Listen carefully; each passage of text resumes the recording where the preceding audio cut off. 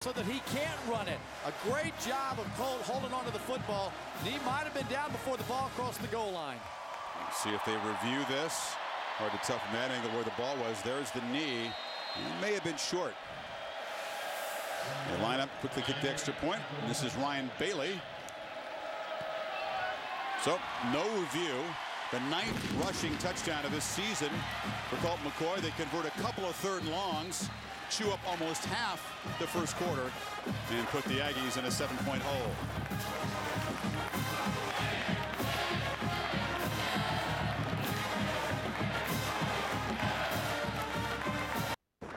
I want to wish my family a happy Thanksgiving.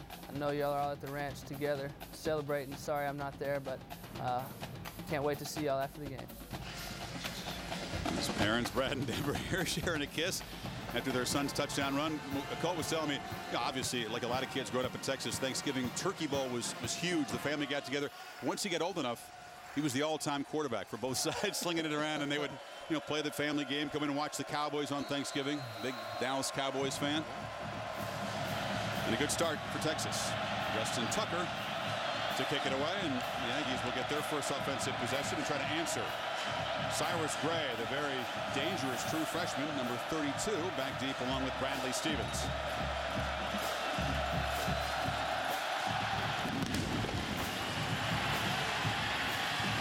And this is Gray at the 9. Cyrus Gray wrestled at the 27-yard line, the flag down on the return. Gray showing why he was a very coveted recruit. Already making a big impact as a freshman. But this figures to be a penalty on the Aggies and caused poor field position on the first possession. Yeah, Gray really does. He's a guy that can give them the opportunity. Turn to run. Illegal block in the back. Return team, number 14. 10-yard penalty. First down. KJ Williams guilty. But he gives them the opportunity for big plays. He's a young, true freshman that came in, and Michael Goodson, who's in the backfield carrying the football, gives him it out of the backfield. But on special teams play, Cyrus Gray is unbelievable. There's the sophomore Gerard Johnson. He was the backup at the start of the season, but Stephen McGee hurt his shoulder. Johnson came in, played very well in a win against New Mexico, and the job has been his since. Goodson in the I formation behind Jaworski Lane.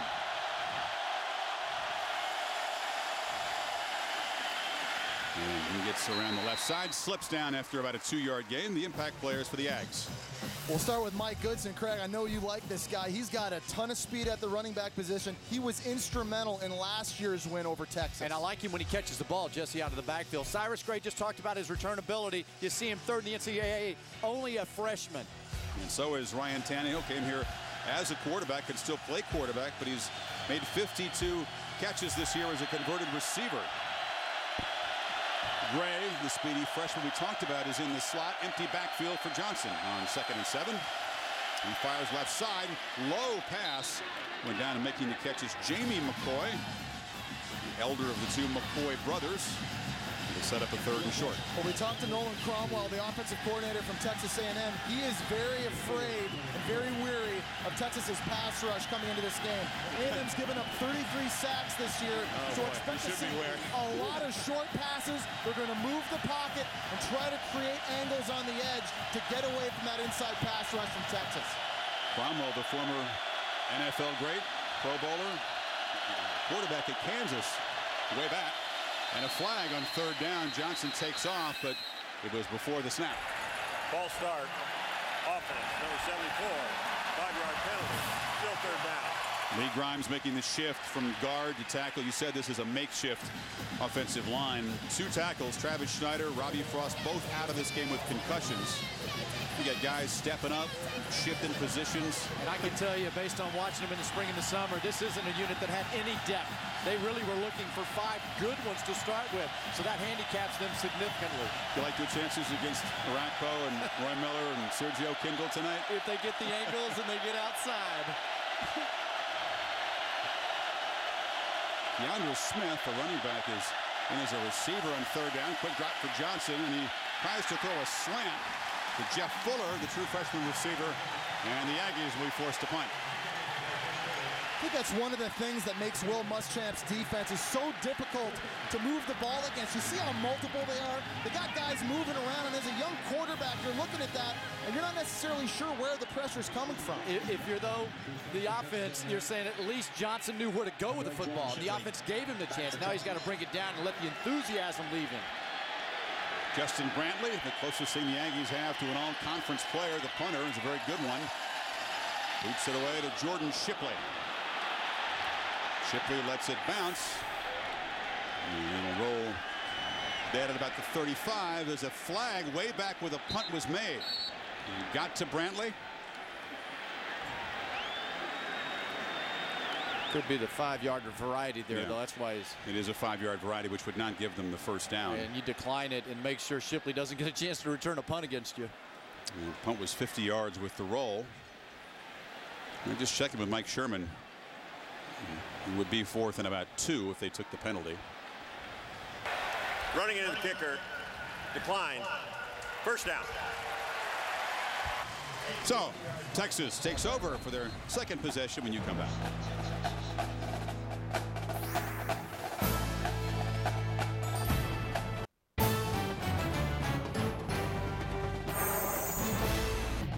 ESPN's College Football Primetime is presented by Applebee's. It's a whole new neighborhood. And in part by BMW, the ultimate driving machine. Is that what you want to see after gorging yourself all day? More pictures of turkey. Hey, there's Grumpy. No, that's our crew. That's Fred Gill served up a good old Texas home-style Thanksgiving meal to our crew last night. I've had 3 days in a row of turkey meals. I'm about ready to explode. Do it after you leave the booth tonight. Fozzie Whitaker in the game. Texas an 80-yard touchdown drive, their first possession. Now Shipley has it on the edge. And Aggies do a good job of corralling him after 3 yards. What's up, Aaron? Chris, the players down here on the Aggie side are really complaining about how much they're slipping. They're all walking over and cleaning their cleats off. Also, the offensive line for Texas A&M complaining they can't hear each other. So the coaches are screaming, I need you to yell at each other. Craig, you're the mayor of, Austin. Seems like you own Texas. What's wrong with the grass? It's just tight grass, not a lot of dirt underneath there, Make sure you cut on the right feet. I've seen guys on both sides slipping a lot. Yeah. Whitaker cuts it back to the left. And tripped up. Whitaker on the carry. 3rd and 4. Well, this is big for Texas A&M to get a stop here on 3rd down. They were not able to get one 3rd down stop in that opening drive. We talked to Joe Kynes, the defensive coordinator at A&M this week, and he said 3rd down was a major part of practice this week. They focused on it a lot all week long because Texas has been so good coming into the game. 3rd best in the nation at 54% conversion rate on 3rd. Yeah, so here are your guys that got to play the games up here in the front. Just roll the dice a little bit, but they got to do something. Another flag before the snap. I think the Aggies were able to induce a 3rd false start penalty. Offsides. No. Defense, number 11. 5-yard penalty. Sufficient for a first down. The Aggies thought that Texas man flinched in the neutral zone. Instead, you give that first down away. And you know what? You really do. This is a football team. We talked about the identity, and they understand who they are. So they're expecting to give up long drives. They've been doing that all season. Now the offense has to respond and answer it. They're expecting to give up long drives, Now, they understand who they are. So as a team, you don't not very panic good. when it happens. No, that's just the way it is. On first down now, McCoy slips and is dropped. Cyril Obazor able to get to the quarterback, and more the poor footing Aaron was just talking about. Happy Thanksgiving to Reese Davis, who checks in with the Sports Center right now. Reese? Chris, Craig, Jesse, happy Thanksgiving to you guys. Tony Romo led the Cowboys past the Seahawks 34-9. Mike Martellus Bennett, former Aggie there. Jason Witten later, 22 of 34, 331, 3 touches in the 34-9 victory. A couple other scores. Titans roll when the Eagles are on the board against the Cardinals. Sports Center coming up after the game. ESPN News, stay tuned. Reese, thanks. Whitaker catches the pass from McCoy on the screen and is able to get ahead for about 7. Came close to breaking it. Michael Bennett providing the pressure. And Matt Featherston on the tackle.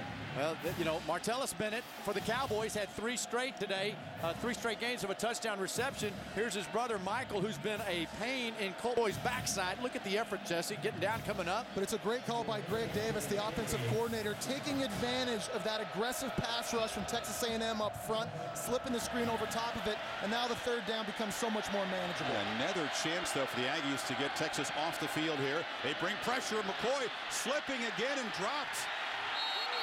He's really having trouble setting up to throw. A factor in that series, Featherston and Obazor combining 2 sacks in the series for the Aggie defense, and here comes a punt. This really starts up front with just a lot of different looks that the Aggies have done. Jesse, look at the number of guys in the white jersey, the way they cross up. The timing of the blitz comes late where they get bunched up and miss them. And the advantage of having smaller guys on the field is you get a lot more speed. And Alton Dixon, who got converted from Rover earlier in the year, only 197 pounds. He was one of those guys able to kind of wiggle his way back. All that speed was able to get to Colt McCoy. So John Gold, a sophomore, to boot it away. Averaging 44 yards a punt this season. Booms it deep. Goodson lets it bounce, and it carries all the way to the end zone. So a punt of 59 yards. And the Aggies will take over on their 20. Down a touchdown. The ACC Big Ten Challenge, Monday, December 1st through Wednesday, December 3rd.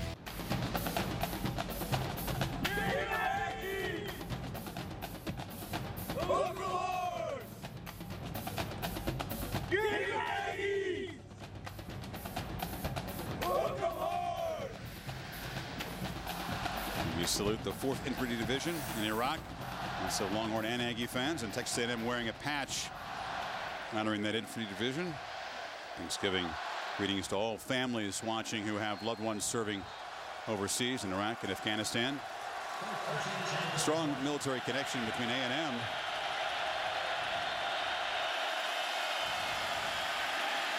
quick handoff here. Jaworski Lane, the big 270-pound fullback. Robert Gates, Secretary of Defense, former president of Texas A&M University. Yep. Sounds like that President-elect Obama is going to invite him to come back and hang around a little bit longer. There's Bevo in the background, man. Jesse, you've been all fired up to meet Bevo. Did you go down before the game and meet him? I didn't get a chance to see him. He was just kind of laying down over here in the corner. He was sleeping, which probably would have been a good chance for me to get close to him, but man, oh man. What they say that thing is, how much does he weigh? The illegal substitution guys, too many men in the huddle for A&M. That'll back him up 5, and Mike Sherman already not happy with the execution. The little things aren't working early on. You know what? You watch Mike Sherman, and we're starting to figure out who he is. In my opinion, in watching his evolution back in college football, he's learning that you have to have fire and ice. These young collegiate football players respond to pressure. You got to put it on them. Sherman, of course, 6 years as the Green Bay Packers head coach, was with the Houston Texans for the last couple of years before coming here. So 2nd and 12. They fake it to Keandre Smith. Johnson is dropped on the edge. Deion Beasley, the corner, got him.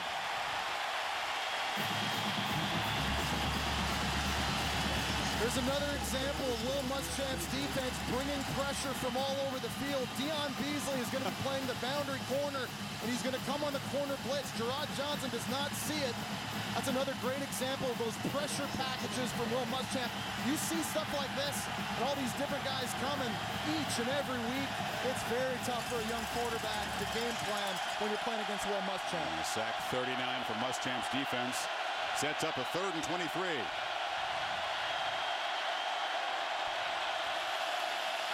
Johnson, it's a shovel pass, and Goodson couldn't hold on. And pressure came very quickly there. Goodson maybe hearing some footsteps. Look at Muschamp. He's liable to jump up and chest bump somebody. I was on the field for the Missouri game.